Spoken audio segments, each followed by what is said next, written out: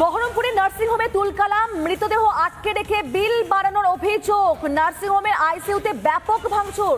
সকালে মৃত্যু আর বিকেলে খবর দেওয়া হয় পরিবারকে। মৃতদেহ আটকে 55,000 টাকা বিল বৃদ্ধির অভিযোগ। তারই প্রতিবাদে নার্সিংহোমে ভাঙচুর, রোগীর পরিবারে পুলিশকে ঘিরে বিক্ষোভ, ধস্তাধস্তি।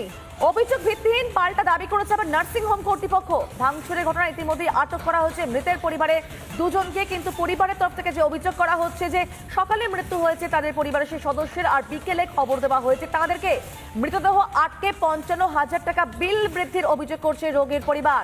তারই প্রতিবাদে নার্সিংহোমে ভাঙচুর করে রোগীর পরিবার, সেই ছবি দেখাচ্ছে। বিলে টাকা জমা দিন।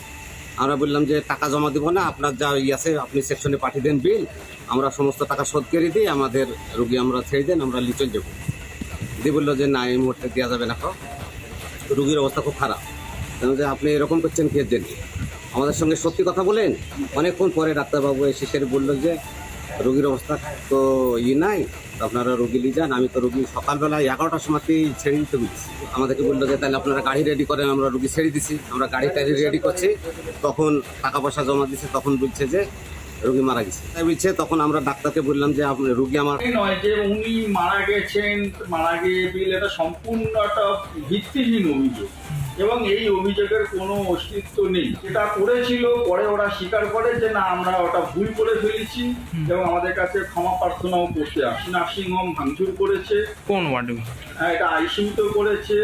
তারপর